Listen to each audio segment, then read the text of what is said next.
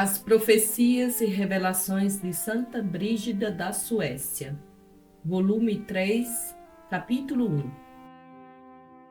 Jesus Cristo, Deus e homem, que veio à Terra para assumir uma natureza humana e salvar almas através de seu sangue, que divulgou o verdadeiro caminho de céu e abriu seus portões, Ele próprio enviou-me a todos vós.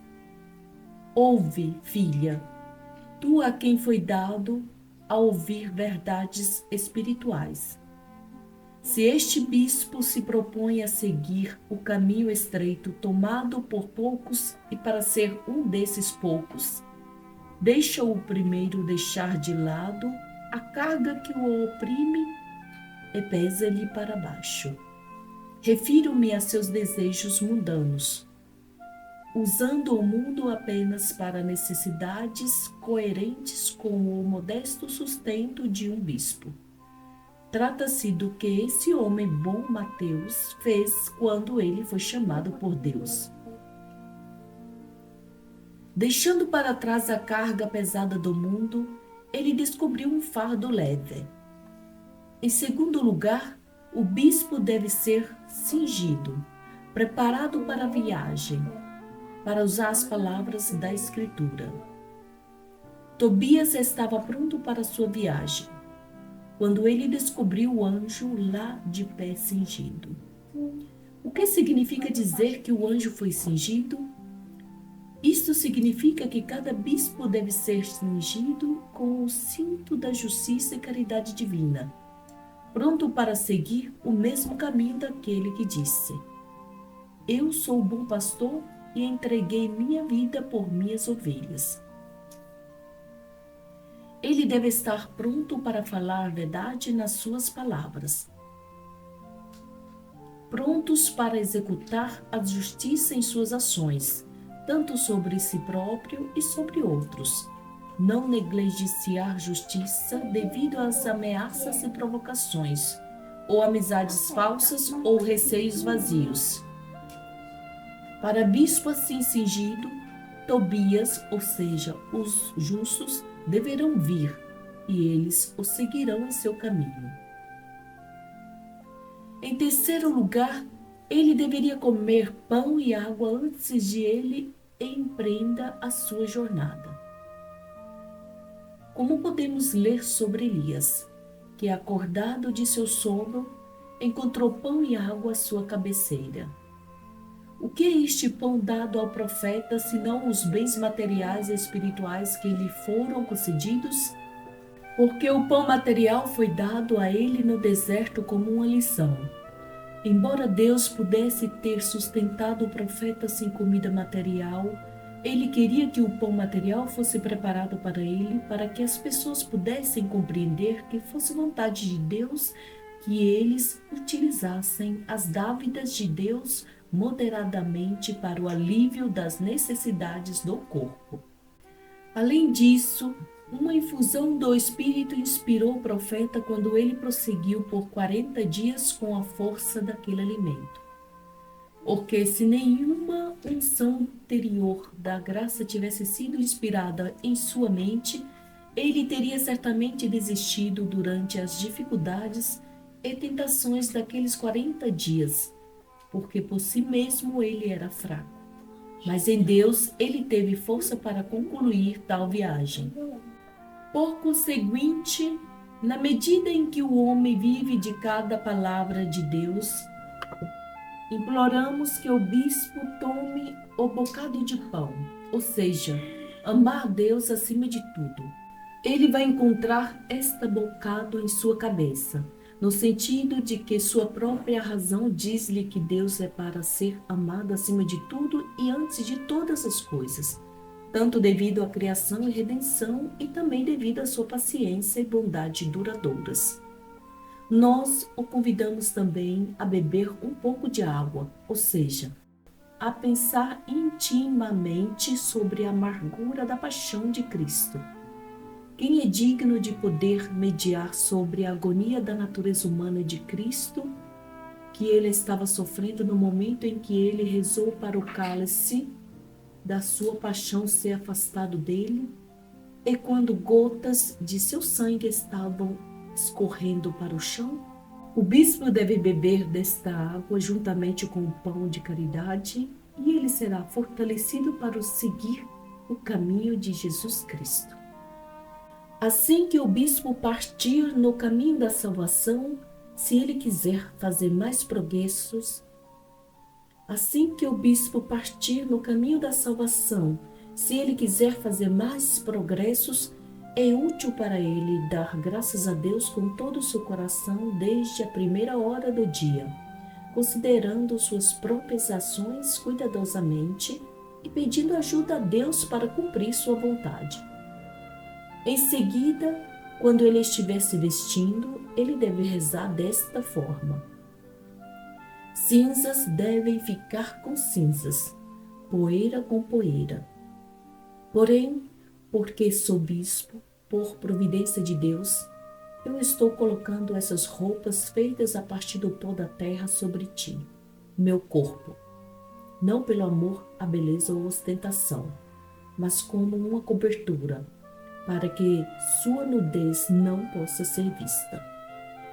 Não me importa se teu vestuário é melhor ou pior, mas apenas que o hábito do bispo deve ser reconhecido por reverência a Deus e que através de seu hábito possa ser reconhecida a autoridade do bispo para a correção e instrução dos outros. E portanto, Deus amável, peço a vós que me deis firmeza de espírito para que eu não me orgulhe de minhas preciosas cinzas e poeiras e nem me glorifique totalmente nas cores de pura poeira. Concedei-me fortaleza para que, assim como o traje de um bispo é mais distinguido e respeitado do que outros, devido à sua autoridade divina, o traje da minha alma pode ser aceitável diante de Deus, para que eu não seja atirado às profundezas por ter exercido a autoridade de maneira indigna e sem valor, para que eu não seja ignominiosamente despedido por ter totalmente vestido meu traje venerável para minha própria condenação.